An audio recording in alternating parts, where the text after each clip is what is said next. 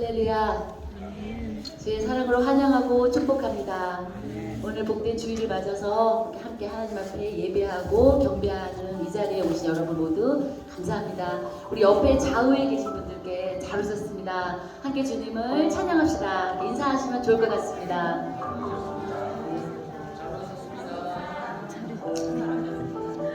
한 주간도 여러분 주의 은혜로 사시느라 많이 쓰셨습니다. 오늘 찬양하고 예배할 때에 주님이 주시는 새 힘과 위로를 받으시기를 원합니다.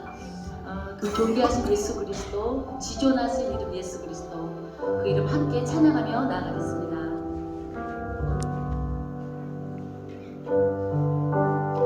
우리 함께 일어서서 찬양하며 예배를 시작하시겠습니다.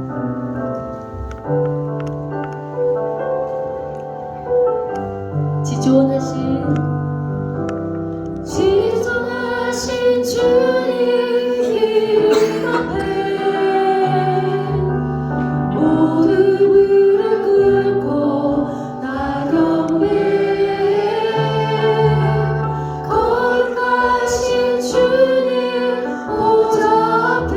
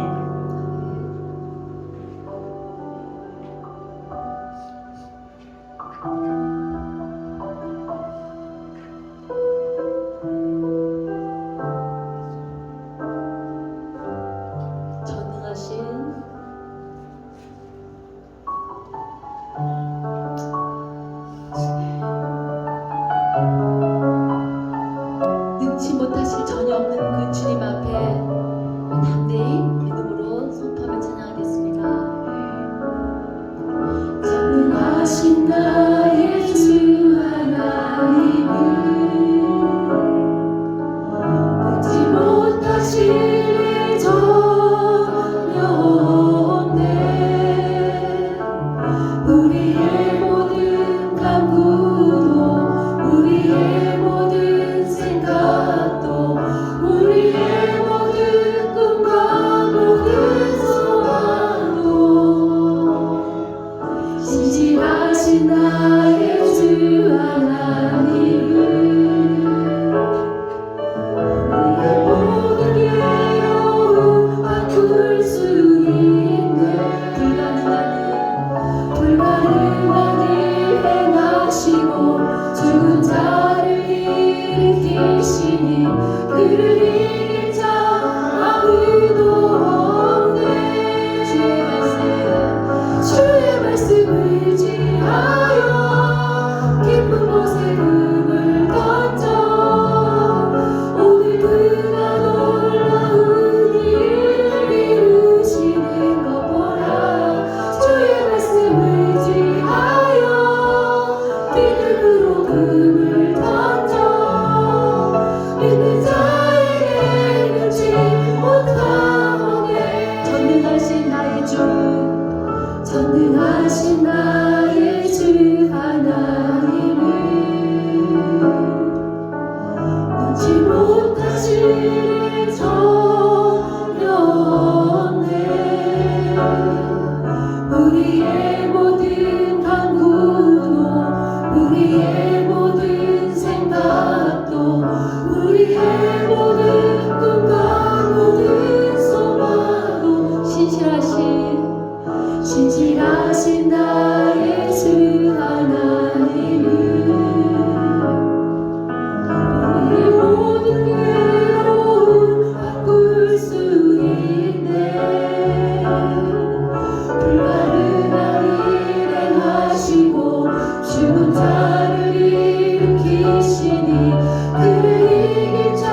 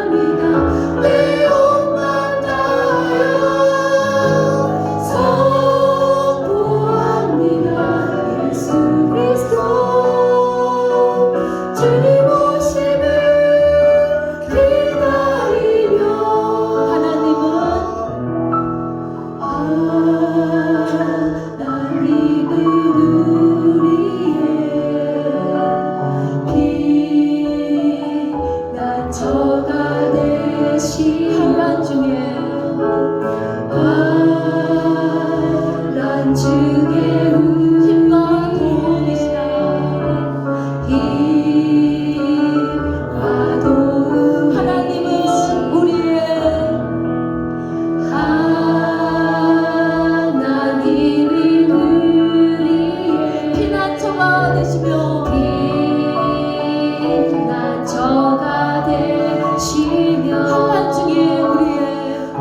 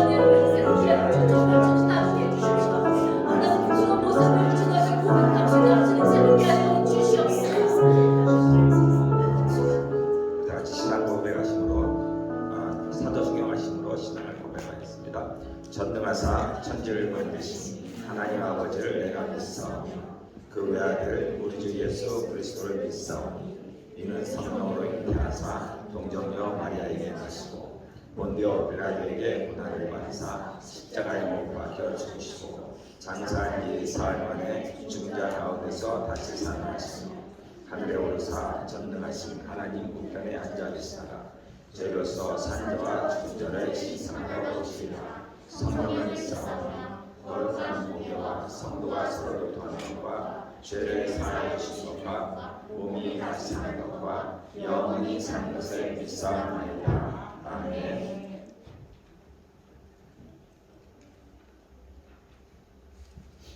주는 주의 힘으로 산을 세우시며 권능으로 띠를 띠시며 바다의 스승과 물결의 흐름과 만민의 소리까지 진정하시나이다.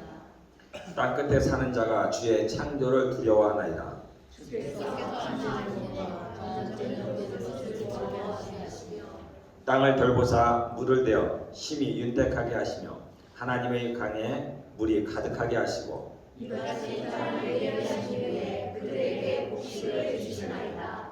주께서 밭고랑에 물을 넉넉히 대사 그 이랑을 평평하게 하시며 또 하늘로 그렇게 하시고 그 쌀에 복을 주시나이다. 주의 은택으로 한 해를 관시우시니 주의 길에는 기름방울이 떨어지며 그들의 주장에 떨어지니 작은 산들이 기쁨으로 띠를 떼었나이다. 초장은 양떼로 옷 입었고 골짜기는 곡식으로 덮였으며 그들이 다 즐거이 외치고 또 노래하나이다. 아멘.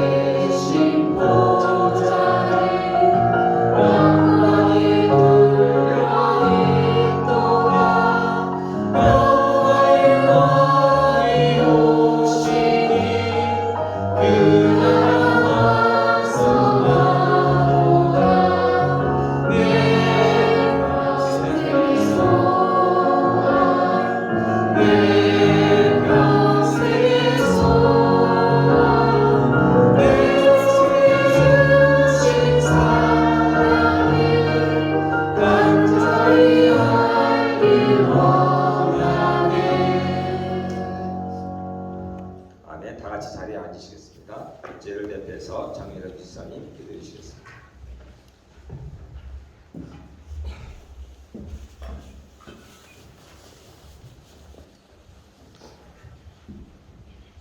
우리 영원한 구원자 되시며 영원한 우리의 소망 되시는 하나님 아버지, 오늘도 주님 전에 저희들 불러주시고 주님께 예배하게 하시는 이 모든 은혜에 감사드립니다.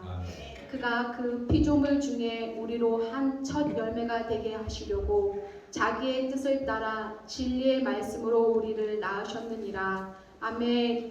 하나님의 뜻을 따라 진리의 말씀으로 우리를 낳으시고 이렇게 하나님의 자녀 삼아 주셔서 감사합니다.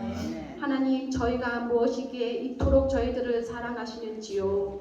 아버지 감사합니다. 간절히 더욱더 기도하는 것은 우리의 믿음이 주님 부르시는 그날까지 마음을 지켜 끝까지 흔들리지 않고 견고히 붙들길 원합니다. 하루의 첫 시작을 말씀을 읽고 짧게라도 말씀 붙들고 기도하고 순종하는 삶 살아갈 수 있도록 성령님께서 연약한 저희 모두에게 찾아오셔서 도와주옵소서.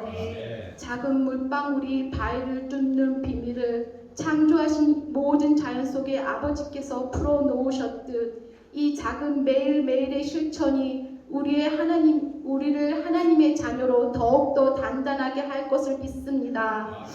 매일매일의 삶 속에 말씀을 놓지 않게 하옵소서. 어떠한 역경 속에서도 주 보혈의 능력에 힘입어 은혜의 보좌 앞으로 담대히 나아가며 저희들의 피곤한 손과 연약한 무릎을 일으켜 세워주시고 고든 길을 만들어 저는 다리로 하여금 어그러지지 않고 고침을 받게 하옵소서. 우리들의 입술이 하나님의 말씀을 대언하고 이 마지막 때를 향해 생명의 말씀을 선포하며 부르짖게 하옵소서. 인자야, 너는 생기를 향하여 대언하라. 생기에게 대언하여 이르기를 주 여호와께서 이같이 말씀하시기를 생기야, 사방에서부터 나와 이 죽임을 당한 자에게 불어서 살아나게 하라. 아멘. 할렐루야. 우리의 입술이 생명의 말씀을 대언하고 그들이 살아나 극히 큰 하나님의 군대로 세워졌음을 이 시간 선포합니다. 작은 물방울이 단단한 바위를 뚫듯 작은 우리의 믿음이 주님의 말씀을 대언할 때 어떤 견고한 진도 무너뜨릴 것이며 그토록 사랑하시는 열방의 영혼들이 잃어버린 주의 자녀들이 주께로 돌아올 것을 믿습니다. 주님의 열심히 이를 반드시 실행하실 것입니다. 매일매일 영의 양식을 먹도록 우리의 몸이 이를 기억하고 주 안에서 거룩한 습관이 되게 하옵소서. 죽는 순간까지 말씀을 놓지 않은 모든 빛과 진리 교회 성도들 되게 하옵소서. 세우신 교회 영적 리더이며 제사장으로 삼으신 주의 종 진영덕 목사님을 올려드립니다. 성령으로 충만케 하옵소서. 충직하고 충성된 주의 종으로 매일 성령의 기름으로 채워주옵소서. 한 사람이 두 주인을 섬기지 못하며 오직 하나님만을 섬기는 충성된 주의 종으로 어디에 계시든 무엇을 하시든 만군의 여호와 하나님께서 그와 함께 동행하여 주옵소서. 오직 하나님만을 경외하게 하시고 사람을 보지 않게 하시고 세상과 타협하지 않고 믿음으로 맡기신 주의 양들을 끝까지 말씀과 사랑으로 양육해 하옵소서. 이를 위해 모든 빛과 진리 교회 성도들이 목사님을 중심으로 하나 되게 하시고 죽기까지 우리를 사랑하신 주의 사랑으로 내 이웃을 내 몸같이 주께서 우리를 사랑하신 것 같이 우리도 서로 사랑하는 교회 되게 하옵소서. 우리의 온 마음을 담아 거룩하신 능력의 그 이름 예수 그리스도의 이름으로 기도드렸습니다. 아멘.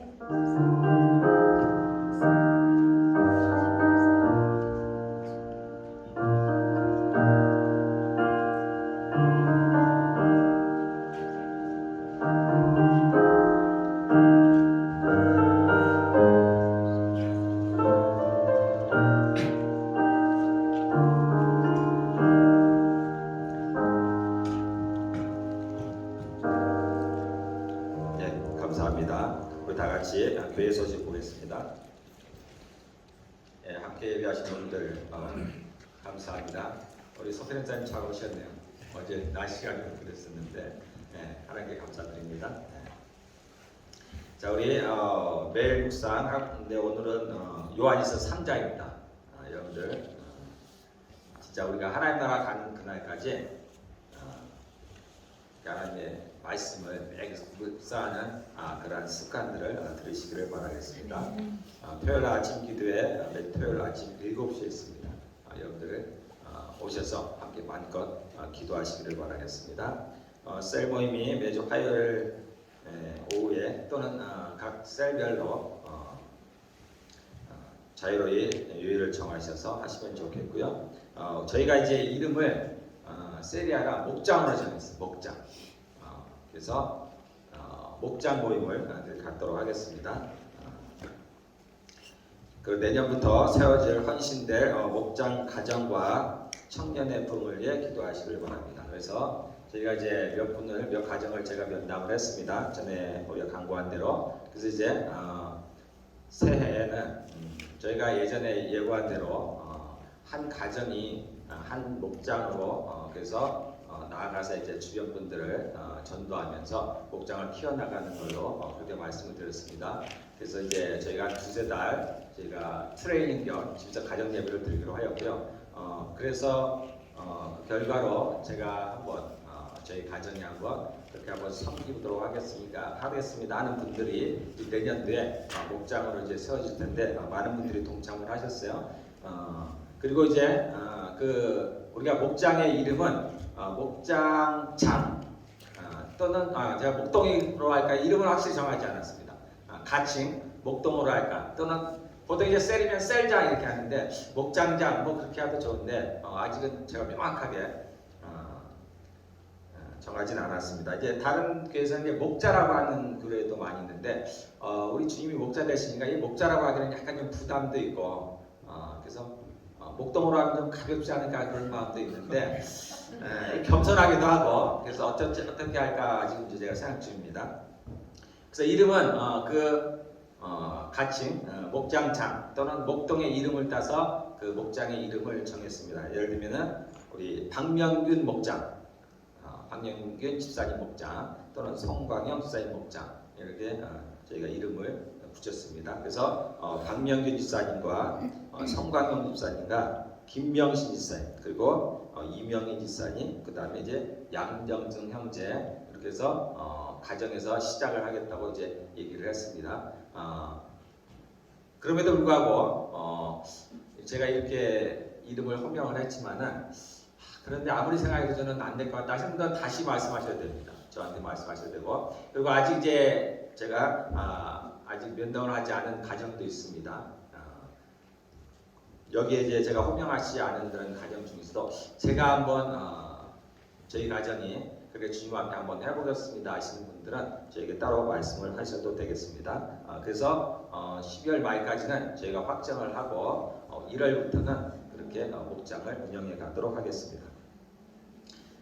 그리고 이번 성탄절에 세례식이 있습니다. 그래서 세례받기 원하시는 분들은 저에게 신청을 하시면 되겠습니다. 그래서 아직 세례를 한 번도 안 받으신 분들, 내가 예수님을 믿지만 이 세례는 받아도 되고 안 받아도 되는 것이 아니에요. 예수님의 명령입니다. 우리가 성찬식도 그렇죠. 예수님이 너희는 이것을 기념해서 하라 그랬습니다. 예수님 오시는 그날까지 하라고 예수님이 명령을 하신 거예요. 그래서 우리가 성찬식을 하는 겁니다. 마찬가지로 세례도 마찬가지죠. 너희는 가서 모든 족속으로 제자를 삼아 아버지와 아들과 성령의 이름으로 세례를 주라라고 명령을 하셨어요. 그래서 하는 겁니다. 믿고 세례를 받는 자는 구원을 얻을 것이라고 했습니다. 근데 우리가 이것을 세례를 가볍게 여기는 거예요. 왜냐하면 세례는 마치 형식 같아서 내가 마음으로 예수님을 믿으면 그것으로 다라고 생각하는데 그렇지 않아요. 그러니까 우리는 예수님이 하라고 하신 것에 대해서 그냥 하면 되는 겁니다. 그래서 여러분들이 세례를 꼭 받으시기를 바랬고 만약에 이제 다른 교회에서 유아 세례를 받은 분들이 있습니다. 저희 교회는 유아 세례를 하지 않지만은 유아 세례를 받은 분들이 있어요. 그럼 보통 이제 장로교에서 그럽니다만은 이제 15세가 되면은 입교를 해요. 입교라는 건 뭐냐면은 유아 세례는 이미 받았고 그 다음에 교인으로서 이제 들어오는 거예요. 온전한 교인으로서 들어오는 이제 그 의식을 하는데 이걸 입교식이라고 합니다. 그런데 저희는 이제 유아 세례를 하지 않으니까 대신 세례로 대신하려고 해요. 그래서 본인이 진심으로 예수님을 믿고 성경에 나온 대로 그를 영접하고 그 이름을 믿는 자. 그래서 그분을 나의 구세주로 또는 나의 왕으로 영접하신 분들은 세례를 받으시면 돼요. 그래서 신청을 하시면 성탄절에 세례식을 하도록 하겠습니다. 그리고 여기 이제 주보를 다 받으시는데 주보를 이제 가져가셔도 좋고 혹시 그렇지 않은 분들은 잘 모아두셨다가 우리 이게 성립사님이나 이렇게 전도하시는 분들에게 주시면 됩니다. 전도할 때 사용할 수가 있으니까 그냥 버리지 마시고 그대로 주시면 되겠습니다. 우리 다 같이 기도하겠습니다.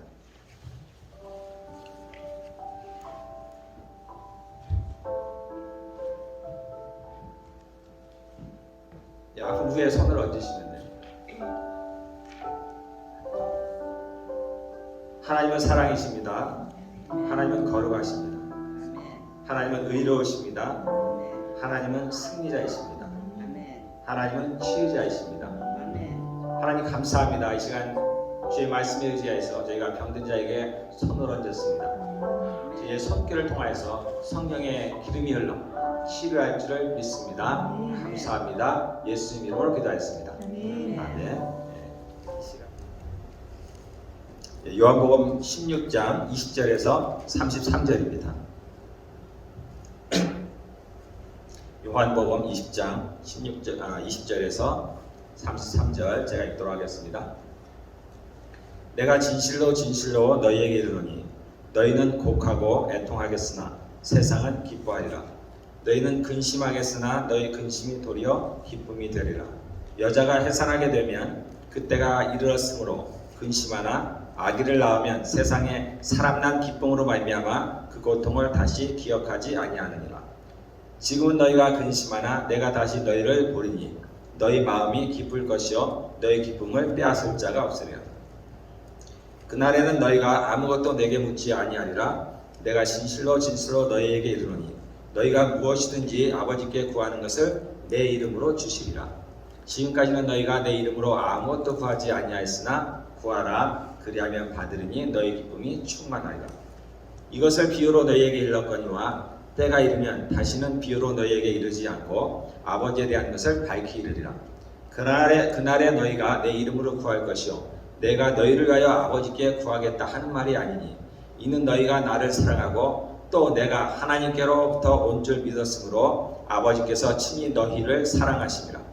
내가 아버지에게서 나와 세상에 왔고 다시 세상을 떠나 아버지께로 가노라 하시니 제자들이 말하되 지금은 밝히 말씀하시고 아무 비유로도 하지 아니하시니 우리가 지금이야 주께서 모든 것을 아시고 또 사람의 물음을 기다리시지 않는 줄 아나이다. 이로써 하나님께로부터 나오심을 우리가 믿사옵나이다. 예수께서 대답하시되 이제는 너희가 믿느냐? 보라 너희가 다 각각 제 곳으로 흩어지고 나를 혼자 둘 때가 오나니 벌써 왔도다. 그러나 내가 혼자 있는 것이 아니라 아버지께서 나와 함께 계시느니라. 이것을 너희에게 이르는 것은 너희로 내 안에서 평안을 누리게 하려 함이라. 세상에서는 너희가 환난을 당하나 담대하라. 내가 세상을 이겼노라. 아멘.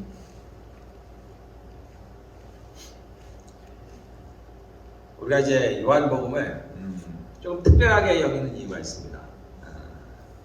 우리 복음서가 네 가지가 있죠. 마태복음, 마가복음, 누가복음, 그 다음에 이제 요한복음.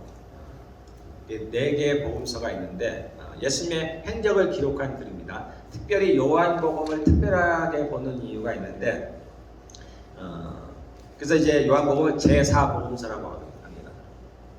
모든 말씀이 성령의 감동으로 저자가 우리가 성령님이라고 얘기를 합니다. 성령의 감동으로 된 거죠. 비록 제자들이 글을 썼을지라도 그들이 성령의 감동으로 썼기 때문에 우리가 그렇게 표현하는 건데요. 특별히 요한복음을 우리가 특별하게 보는 이유 중에 하나는 뭐냐면 여기는 예수님께서 직접 말씀하신 글들이 많아요. 비록 이제 제자들을 통해서 또는 선지자들을 통해서 하신 말씀이 다 하나님의 말씀인 것을 믿지만은 그러함에도 불구하고 예수님께서 직접 말씀하신 게 좀 특별하게 우리에게 다가오는 겁니다. 왜냐하면 그분은 이제 하나님이시니까 하나님이 뭐라고 말씀하셨나를 궁금한 거예요. 그래서 요한복음에는 예수님의 말씀이 굉장히 많습니다. 성경에 보면은 보통 이제 우리는 지금은 이제 그냥 검은 것으로 써놨는데 예전에는 이렇게 빨간 글씨로 썼어요. 예수님께서 말씀하신 거예요. 그래서 요한복음에 보면 이 빨간 글씨가 굉장히 많습니다. 영어는 아직도 이제 빨간 걸로 써놨는데요. 그래서 이제 요한복음을 통해서 하나님이신 예수님께서 무엇을 말씀하시는지를 우리가 조금 더 이제 구체적으로 알 수가 있습니다. 요한복음 이제 13장서부터 보면은 이제 예수님께서 강론을 하시듯이 많은 것을 제자들에게 가르칩니다. 그래서 많은 장을 할애해서 그의 말씀을 전해요. 이때는 이제 죽으시기 하루 전이에요. 6월절 마지막 만찬을 드시고 제자들에게 많은 것을 얘기하십니다. 오늘 읽은 본문은 그 중에 한 일부예요. 그래서 이제 20절에 보면 내가 진실로 너희에게 이르노니 너희는 곡하고 애통하겠으나 이 내용은 뭐냐면 이제 예수님께서 바로 앞에 일어날 일들을 말씀하시기도 하고 또는 미래의 일들을 말씀하시기도 하고 여러 가지 말씀을 많이 하시는데 여기서 이제 곡하고 애통한다는 얘기는 아직 예수님이 십자가에 달리시기 전이에요. 그래서 이제 조금 있으면 이제 예수님께서 십자가에 달리셔서 이제 제자들이 예수님을 빼앗기는 겁니다. 그래서 이제 곡하고 애통한다는 지금 그 내용을 지금 말씀하시는 거예요. 곡하고 애통하겠으나 세상은 기뻐하리라. 세상은 기뻐하죠. 예수님은 십자가에 못 박으면서 기뻐하는 겁니다. 너희는 근심하겠으나 너희 근심이 도리어 기쁨이 되리라. 왜냐하면 예수님께서 다시 부활하시기 때문입니다. 부활하심으로 드디어 승리를 쟁취하시기 때문이에요. 예수님은 이제 이거에 대해서 말씀하시는 거예요. 21절에 여자가 해산하게 되면 그때가 이르렀으므로 근심하나 아기를 낳으면 세상에 사람난 기쁨으로 말미암아 그 고통을 다시 기억하지 아니하느니라. 이거 예수님의 십자가 사건을 말씀하시는 거예요. 그래서 22절에 지금은 너희가 근심하나 내가 다시 너희를 보리니 너희 마음이 기쁠 것이요 너희 기쁨을 빼앗을 자가 없으리라. 23절에 그날에는 너희가 아무것도 내게 묻지 아니하리니 내가 그날에는 이제 예수님께서 다시 부활하셔서 제자들을 만나면 이제 다시 물을 필요가 없는 거예요. 예수님이 누구신지 물어볼 필요가 없어요. 그래서 그때는 이제 정확하게 알 수 있다는 겁니다. 또 이제 그분이 우리에게 성령을 보내주시기 때문에 성령께서 우리에게 그러한 것들을 가르치실 거라는 얘기입니다. 오늘 하나님께서 제가 여러분들에게 설교하기를 원하시는 제목은 본문은 24절입니다. 이것을 가지고 제가 설교하기를 원하시는데 한번 읽어볼까요? 지금까지는 너희가 내 이름으로 아무것도 구하지 아니하였으나 구하라. 그리하면 받으리니 너희 기쁨이 충만하리라. 기도에 대한 이야기입니다. 기도에 대한 이야기인데 어쨌든 하나님께서 제가 이 말씀을 주셔서 설교를 하라고 하시는데 제가 잘 몰랐어요. 도대체 이걸로 무슨 설교를 해야 되는가. 지금까지 너희가 내 이름으로 아무것도 구하지 않았으나 구하라. 여기에 무슨 특별한 내용이 있을까? 그래서 한번 보겠습니다. 먼저 우리가 기도에 대해서 잠깐 얘기를 하려고 하는데요. 저도 이제 처음 예수님을 믿고 기도할 때 굉장히 혼란스러웠어요. 도대체 누구한테 기도를 해야 되나? 하나님께 기도를 해나? 아니면 예수님께 기도를 해야 되나? 내가 예수님께 기도하면서 예수님의 이름으로 기도하면 뭔가 좀 이상하기도 하고 그래서 저도 좀 약간 혼란스러웠습니다. 그래서 누구한테 기도를 하면 두 분에게 다 하셔야 됩니다. 기본적으로 우리가 하나님께 기도를 해요. 하나님이라고 보통 얘기할 때는 아버지 하나님을 말하는 겁니다. 성부 하나님. 예수님도 하나님이시고 성령님도 하나님이시지만 보통 일반적으로 하나님 그러면 이제 성부 하나님을 말씀하시는 거예요. 우리가 기도는 성부 하나님께 아니에요. 그러나 우리가 예수님께도 합니다. 그래서 우리가 14장 14절에 그 내용을 제가 읽어드릴게요. 14장 14절에 뭐라고 되냐면 내 이름으로 무엇이든지 내게 구하면 내가 행하리라. 우리가 예수님께 구해도 예수님께서 행하신다. 그래서 기도는 하나님께 하셔도 되고 예수님께 하셔도 됩니다.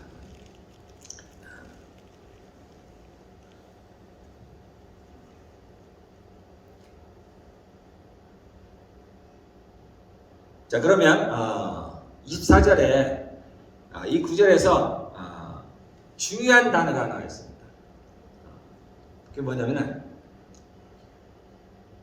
내 이름으로 구하라. 내 이름. 예수님의 이름으로.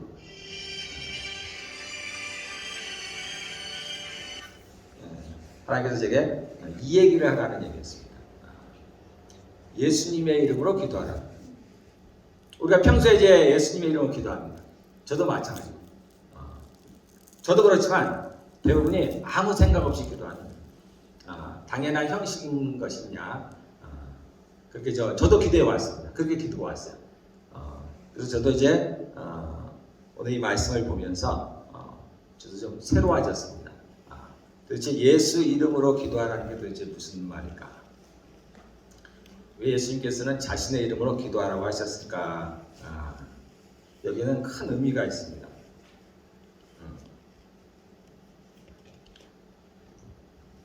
여기에 보면은 지금까지는 너희가 내 이름으로 아무것도 구하지 아니하였으나, 우리가 당연히 하는 게 구하죠. 우리라는 것은 뭐 지금 저희를 말하는 건 아니에요. 유대인들을 말씀하시는 거기 때문에 유대인들은 기도를 했습니다. 예전에 늘상 기도해요. 예전이 아니고 늘상 기도를 합니다. 그들은 아버지 하나님께 늘 기도해요. 다윗도 그렇고 우리가 기도하는 사람 그러면 다윗입니다. 솔로몬도 성전을 세우고는 하나님께 기도하는 장면이 나옵니다. 정말 거창하게 기도하는 장면이 나요. 하나님께서 그 기도를 들으십니다. 뿐만 아니라 우리가 한나의 기도도 있고 여러 구약성에 보면 기도하는 것들을 많이 볼 수가 있어요. 즉 그들도 늘 하나님 앞에 기도를 했어요. 그런데 달라진 건 뭐냐면은 그들은 예수님의 이름으로 기도하지 않았어요. 자신의 이름으로 나아갔습니다. 근데 예수님께서 뭐라고 말씀하시냐면 너희가 지금까지는 내 이름으로, 즉 예수의 이름으로 아무것도 구하지 않았으나 이제부터는 구하라는 겁니다. 우리가 복음을 말할 때 복음은 다른 말로 하면 예수예요. 예수님입니다. 복음은 예수님에 관한 이야기예요. 그래서 예수님은 그 이름은 그래서 감추어진 비밀과 같은 이름이었습니다. 그리고 예수님께서 이제 오셔서 비로소 그 이름을 우리에게 이제 나타내셨어요. 그래서 이제는 우리에게 그 이름으로 기도하라는 거예요. 이제 유대인들뿐만 아니라 이스라엘뿐만 아니라 이방인들도, 하나님을 알지 못했던 이방인들도 이제 예수님의 이름으로 기도할 수 있게 되었다는 겁니다.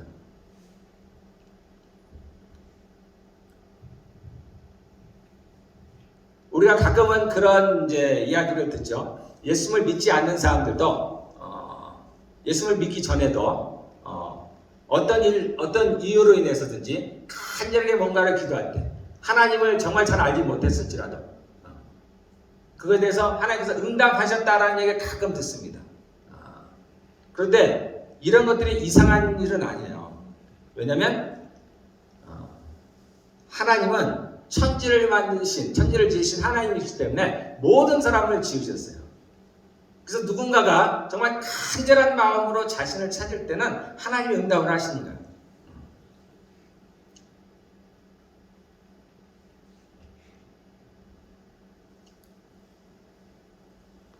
이스라엘 사람들도 마찬가지고, 비록 이방인들일지라도 우리가 알지 못하지만 간절하게 하나님을 찾을 때 그렇게 응답을 하세요. 그런데 이제는 우리가 누구의 이름으로 이제 기도를 하냐면 예수님의 이름으로 기도하는데, 우리가 예수님의 이름으로 기도한다는 얘기는 첫 번째는 그분의 보혈을 갖고 하나님께 나아간다는 거예요. 그래서 우리가 하나님을 알지 못했을지라도, 하나님과 멀리 떨어져 있을지라도 우리의 간절한 기도, 누군가의 간절한 기도를 하나님께서 들으시는데, 하물며 누군가가 그분 앞에서 나아가서 그분의 거룩하신 존전 앞에서 그분께 기도를 한다면 얼마나 그분이 그 기도를 잘 들으시겠어요. 그런데 그분 앞에 나아갈 수 있는 방법이 우리에게는 없었습니다. 그래서 이스라엘 백성들도 하나님께 나아가려면 그들이 하나님께 제사를 드려야 돼요. 하나님께서 죄인의 기도를 듣지 아니하시고 의인의 기도를 들으신다. 그래서 그들도 자신이 죄를 지을 때는 제사를 드립니다. 그래서 양이나 소나 염소의 피를 가지고 죽여서 자신의 죄가 용서함을 받는 겁니다. 그리고 이제 하나님께 나가서 기도를 하는 거예요. 그러한 기도일지라도 하나님께서 들으시는 거예요. 그런데 이제는 우리는 예수님께서 십자가에 죽으셨기 때문에 우리는 더 이상 그러한 동물의 피를 가지고 하나님께 나아갈 필요가 없어요. 예수님께서 이미 우리를 대신해서 그 피를 흘리셨기 때문입니다. 그래서 우리가 하나님께 예수님의 이름을 가지고 나아간다는 것은 그분의 보혈을 갖고 나아가는 거예요. 그분의 보혈은 동물의 피보다 훨씬 낫습니다. 그래서 우리가 그분의 존전 앞에 나아갈 수가 있는 거예요. 우리 죄인은 그분 앞에 나아갈 수가 없습니다.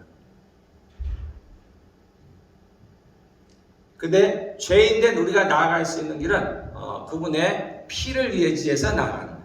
그래서 우리가 예수님의 이름으로 기도한다는 얘기는 첫째로는 그분의 보혈을 가지고 나아간다는 겁니다. 즉 우리가 그분의 보혈로 씻김을 받고 의인된 자로서 그 하나님 앞에 나아간다는 거예요.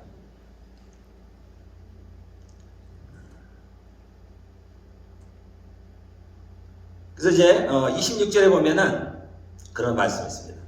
그날에 너희가 내 이름으로 구할 것이요 내가 너희를 알려 아버지께 구하겠다 함이 아니요. 이제는 저희가 직접 하나님께 구한다는 얘기예요. 예수님께서 저희를 위해서 구하겠다는 것이 아니고 우리가 하나님 앞에 직접 구할 수 있다는 겁니다. 우리가 예수님의 이름을 가지고 그분 앞에 나아갈 수 있다는 거예요. 그래서 예수님께서 너희가 내 이름으로 이제 구하라는 얘기는 큰 의미가 있는데 그 첫 번째가 바로 우리가 그분의 보혈을 가지고 하나님께 나아갈 수 있다는 겁니다. 두 번째로 내 이름을 구하라는 얘기는 그분의 이름 때문입니다. 이름. 그 이름의 권세 때문입니다. 중요한 건 여기에 있어요. 우리가 그 이름의 권세를 믿고 하나님께 나아가느냐 또는 그냥 나아가느냐는 굉장히 차이가 있습니다. 우리는 이제 영의 사람이라고 했습니다. 그래서 영적인 일들이 우리의 실생활에 그대로 적용이 되는 거예요. 관련이 있습니다. 그래서 우리가 세상 권세도 우리가 누구의 이름으로 가느냐에 따라 다릅니다. 우리가 대통령의 이름으로 갈 때는 대통령이 행할 수 있는 모든 권한의 끝까지 가능한 거예요. 그러나 우리가 장관의 이름을 가지고 나아갈 때는 장관의 권세까지만 가능한 겁니다. 그것만 할 수가 있어요. 우리가 예수님의 이름으로 하나님께 나아간다는 건 예수님의 이름의 권세가 할 수 있는 모든 것을 할 수 있다는 거예요. 그래서 성경은 우리에게 뭐라고 얘기하면 너희가 무엇을 구하든지 다 이룬다는 거예요. 제한이 없어요.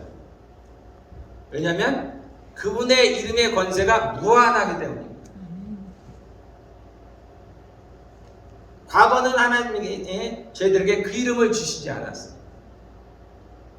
근데 신약에 와서 비로소 예수님께서 자신을 나타내시고 이제 그를 믿는 자에게는 그 이름을 주셨습니다. 그 이름이 어떤 이름이냐면 자, 빌립보서 2장 10절에 그 이름의 권세가 나와 있어요.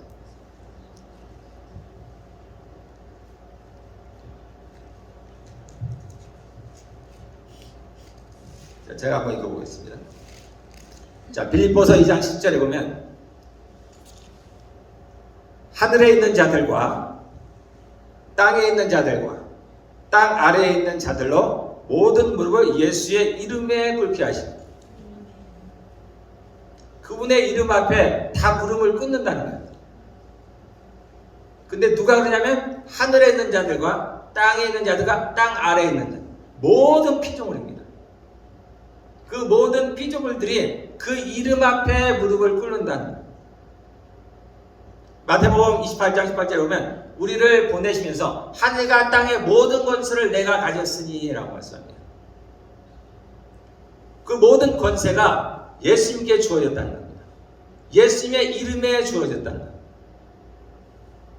그래서 그분이 그 제자들을 파송할 때 우리들을 보낼 때 거저 보내시는 게 아니에요. 그분의 이름을 주신 거예요. 그분의 이름을 주셨다는 얘기는 다 주셨다는 거예요. 모든 걸 주셨다는 거예요. 이 이름에 권세가 있어요. 사도행전에 보면 그러한 예가 있습니다. 바울이 이제 모든 병자들을 고치죠. 모든 귀신들을 쫓아내요. 예수의 이름으로 쫓아냅니다. 그러니까 다른 사람들도 그게 신기했어요. 그래서 어떤 사람이 어떤 제사장의 아들들이 7 있었는데 7명의 아들이 있어요. 그들도 이제 바울이 하는 것을 보고 그대로 따라하는 겁니다. 그래서 내가 바울이 말하는 그 예수의 이름으로 명하노니 귀신아 떠나가라 하라는 거예요. 근데 그 귀신이 안 떠나가요. 오히려 그 귀신이 그 사람들을 다 이겨버립니다.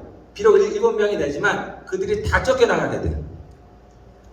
왜냐하면 그들은 그 이름을 받지 않았기 때문에.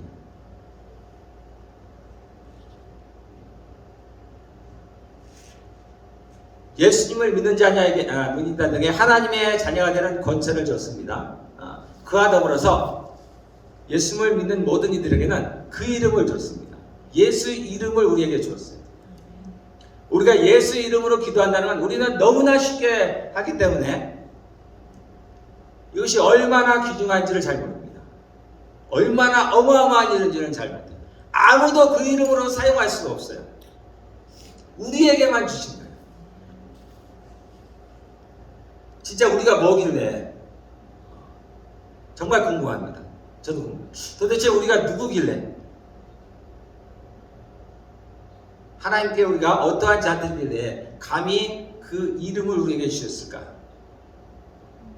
예수님은 이제 왕이 되셨습니다. 그분이 십자가에서 죽으시고 다시 부활하심으로 그분은 왕이 되셨어요. 하늘과 땅의 권세를 모두 내게 주었으니 라고 했습니다. 그 이전에는 그러면 그 이전에 갖고 있는 걸 또 말씀하시진 않으셨겠죠. 그 이전에는 하늘의 권세는 갖고 있었지만 땅의 권세는 갖고 있지 않았어요. 땅의 권세는 사단에게 속했었단 말이에요. 우리가 범죄한 이유로 아담이 범죄한 이유로 하나님께서 아담에게 주셨던 그러한 권세가 사단에게 옮겨졌어요. 그래서 사단은 합법적으로 이 땅을 다스리는 거예요. 그런데 예수님께서 십자가에 죽으시고 부활하시면서 그것을 회복하셨어요.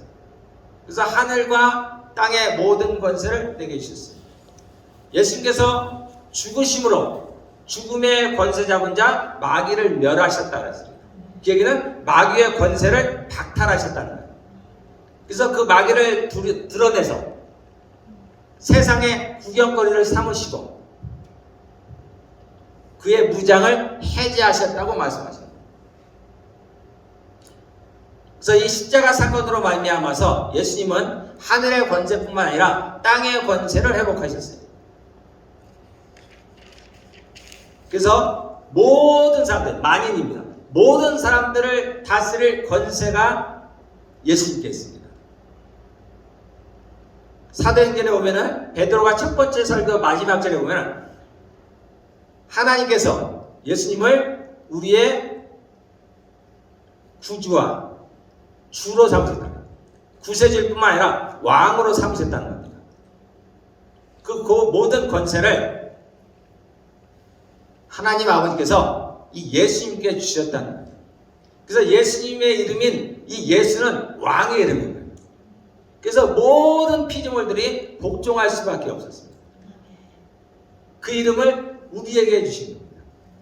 그래서 성경에 보면은 너희가 무엇이든지 구하면 이루리라 그러잖아요. 하나님의 거짓말을 할 수가 없습니다. 그것은 그 이름 때문입니다. 성경에 보면 이제 느헤미야가 이제 바벨론의 포로가 잡혔죠. 그 당시 이제 페르시아 시대입니다. 근데 어느 날 이스라엘의 그 성벽이 다 무너졌다는 걸 알고 그것을 이제 하러 갑니다. 그것을 복원하러 가는데 그때 이제 느헤미야는 술 맡은 관원장이에요. 술 맡은 관원장은 그 왕에게 술을 따라주는 사람이에요. 한마디로. 근데 그 왕의 총애를 입었어요.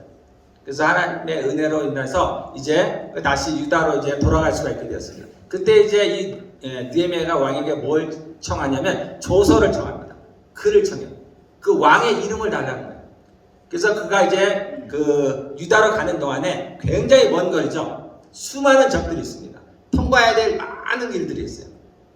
그것을 통과하기 위해서 그 왕의 이름이 적힌 것을 달라는 거예요. 그리고 이제 그 유대로 돌아가면 성읍을 재건해야 되는데 재료가 없잖아요. 그러니까 그 산을 관리하는, 살림을 관장하는 그 사람에게 그것을 내가 쓸 수 있는 권리를 달라고 왕의 도장을 찍은 것을 원하는 거예요. 근데 그때 이제 하나님의 은혜를 입어서 그가 그것을 받아와요. 그래서 그 먼 곳을 무사히 통과합니다. 그 길목을 지키는 그들은 이 느헤미야를 전혀 알지 못해요. 그가 누군지도 모릅니다. 그럼에도 불구하고 그가 갖고 있는 그 이름, 왕의 이름, 왕이 쓰여진 그 조서 하나로 말미암아서 그것을 무사히 통과합니다. 뿐만 아닙니다. 그 살림을 맡은 자는 이 느헤미야가 누군지 몰라요. 느헤미야는 그러한 권세가 없어요. 그렇지만 왕이 쓰여진 그 종이 하나로 말미암아서 그가 그 성읍을 재건하기 위한 그 나무들을 얻게 됩니다. 그래서 그 이름 때문에, 그 왕의 이름입니다. 그 왕의 이름을 거절할 수가 없어요. 왜냐하면 그는 죽음을 면치 못합니다. 세상은 혹시라도 그러한 법을 어길 수 있을지 몰라요. 그러나 이 영의 세계에는 그렇지 않습니다. 하나님의 나라에는 그걸 어길 수가 없어요. 왜냐하면 하나님은 모든 곳에 계시기 때문에. 그분은 무서부재, 계시지 않는 것이 없어요.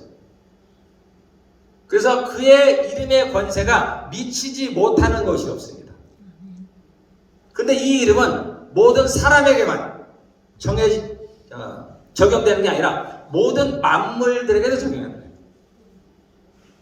그분은 만물을 지으신 자예요. 그래서 만물이 그에게 복종하는 겁니다. 그래서 모든 이름이 무릎 꿇고 이 세상에 이름을 갖고 있는 모든 것들은 그 이름 앞에 무릎을 꿇게 되었습니다. 그래서 예수님께서 바다를 명하여 잠잠하라 했을 때 복종할 수밖에 없는 거예요. 폭풍아 잠잠하라 했을 때 잠잠할 수밖에 없는 겁니다. 무화과 나무를 저주했을 때 그 무화과 나무는 마를 수밖에 없는 겁니다. 그분의 권세가 그런 거예요.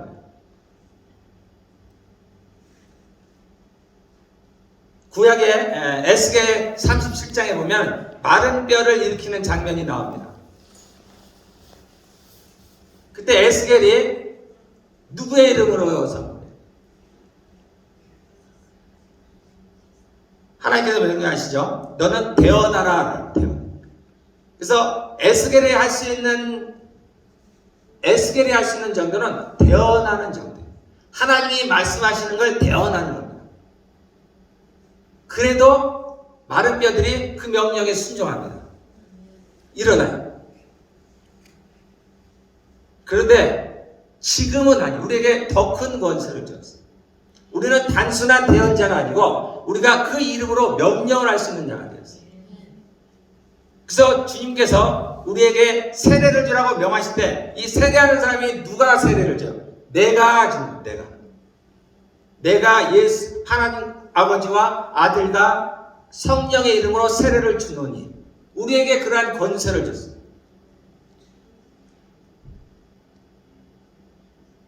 우리가 마귀를 쫓을 때 누가 쫓아낸다? 내가 쫓아낸다. 내가. 누구의 이름으로? 예수의 이름으로. 우리에게 그러한 권세가 주어졌다. 그래서 우리가 마귀를 이길 수가 없죠. 보이지 않는 마귀를 어떻게 이깁니까? 그들을 어떻게 쫓아내요? 보이지 않는 병을 어떻게 치료합니까? 그런데 예수 이름이 그만큼 강하다.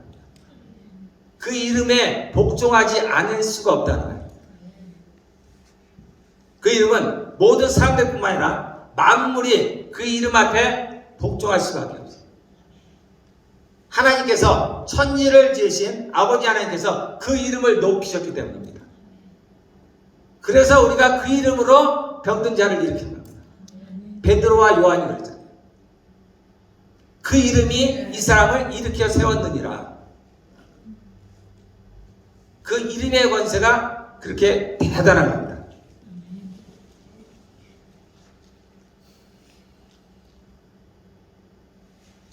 그래서 주님이 말씀하시는 거예요. 내가 너희를 위해서 구하겠다 함이 아니요 너희가 구하라는 거잖아요.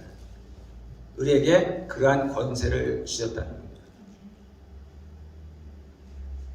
우리가 아직은 하나님의 자녀가 되는 권세를 줬죠. 그러나 완전하지는 않은 거예요. 우리의 구원이 완전하지 않듯이 완전하지 않아요. 그래서 우리는 우리의 이름으로 무엇을 할 수가 없어요. 우리가 이제 완전히 구원을 받고 하나님의 나라가 완전히 임하는 때는 우리가 우리의 이름으로 뭘 할 수 있을지 몰라요. 할 수 있을까요? 계시록에 보면은 우리에게 이름을 줘요. 이름을 줍니다. 근데 그것은 받은 자만이 알아요. 그래서 우리가 천국에서는 이제 우리의 이름으로 뭔가를 할 수 있을 거예요. 우리에게 권세를 주실 겁니다. 우리에게 왕의 권세를 주신다 그랬죠. 그러나 아직까지는 우리에게는 그러한 권세가 없어요. 우리의 이름으로 뭘 할 수 있는 권세가 없습니다. 그런데 그보다 뛰어난 예수 그리스도의 이름을 우리에게 주셨습니다. 그래서 이 땅에서는 우리가 우리의 이름이 아닌 예수님의 이름을 갖고 행하는 거예요.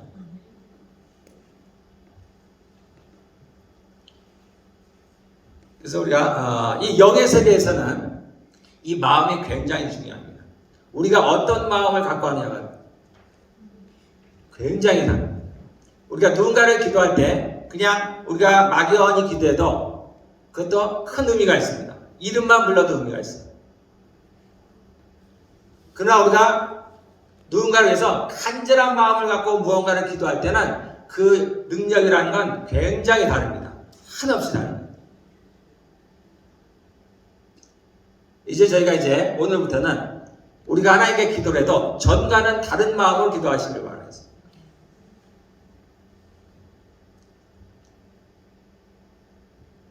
하나님께서 비록 우리를 사랑하시지만은 하나님은 우리뿐 아니죠. 하나님은 모든 사람을 사랑하십니다.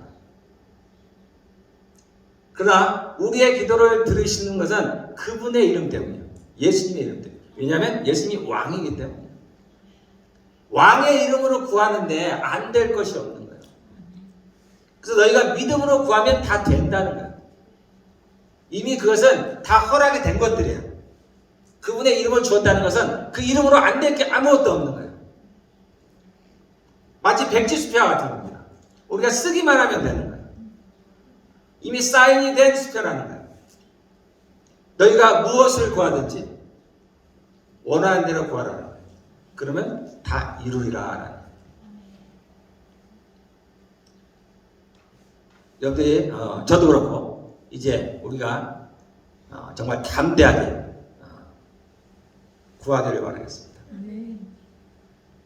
우리는 비록 죄인일지라도 우리는 하나님의 죄인일지라도 우리가 갖고 있는 그 이름이 있습니다. 우리가 그 이름으로 나아가는 하나님께 그 이름으로 구하는 겁니다. 그러니까 여러분들이 배짱이 있어야 돼요. 예수의 이름으로 구한다는 거예요. 예수님의 이름으로 구한다는 거예요. 이것은 단순한 비유가 아니고 실제입니다. 실제. 여기 이제 실상이라는 단어가 나오는데 16절에 보면은 7절에 보면 내가 너에게 실상을 말하노라. 영어로는 뭐 truth라고 이제 진리라고 이렇게 해석을 해놨지만 실상을 말한다는 실제를 말한다는 거예요. 실제. 그래서 예수님께서 이 대목에서는 내가 떠나가는 게 너희가 좋다라고. 왜냐하면 이제 성령님을 말씀하시면서 하는 얘기예요. 실제 그렇다는 거예요. 예수님이 떠나면 모든 걸 다 잃어버릴 것 같은데 실상은 그게 너희한테 좋다라는 거예요. 실제. 그래서 우리는 이 실제적인 것들을 믿어야 됩니다. 예수님의 이름을 그냥 형식으로 주어진 것이 아니에요. 우리가 그리스도인이니까 그것을 표현하기 위해서 예수님의 이름을 기도하는 것이 아니고 실제적으로 그 이름에는 능력이 있습니다. 모든 이름은 권세가 있어요. 권세. 그래서 모든 것이 뛰어난 그 이름 예수입니다. 모든 이름 위에 뛰어난 이름이에요. 예수. 그래서 그 이름으로 복종하지 않을 것이 없습니다.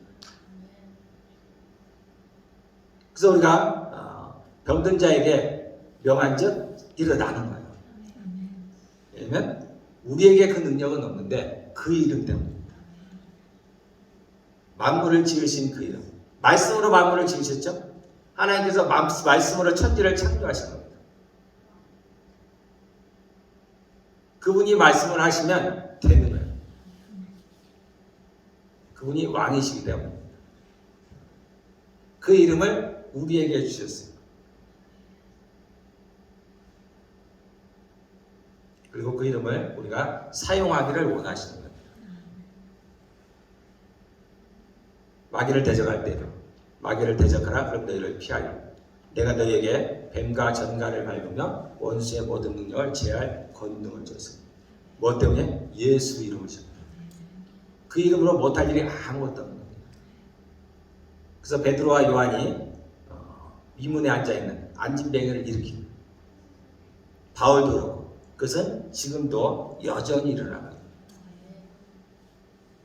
우리가 예수님의 이름의 권세를 믿고 그것을 행할 때 큰 능력이 나타납니다. 그래서 이제까지는 너희가 아무것도 구하지 아니하였으나 구하라는 거예요. 누구의 이름으로? 예수 이름. 그러면은 시행을 한다는 겁니다. 예수님께서 시행을 한다는 거예요. 담대하게 여러분들 기도하시기를 바라겠습니다. 두려워하지 말고. 여기는 제한이 없습니다. 하나님께서 늘상 우리에게 하시는 말씀은 두려워하지 말고. 예외가 없습니다. 어떠한 상황도 마찬가지입니다. 두려워하지 말고. 왜냐하면 그분보다 높은 사람이 없어요. 높은 것이 없습니다. 그보다 강한 자가 없어요. 그래서 그분을 두렵게 할 자가 없습니다. 그래서 그분이 함께 하시는 우리는 두려워 말라는 거예요. 두려워하지 말고 염려하지도 말라는 거예요. 우리에게 정말 그 권세, 그 뛰어난 이름을 우리에게 주셨습니다. 정말 얼마나 감사한지 여러분들 이 이름을 정말 잘 사용하시기를 바라겠습니다. 네.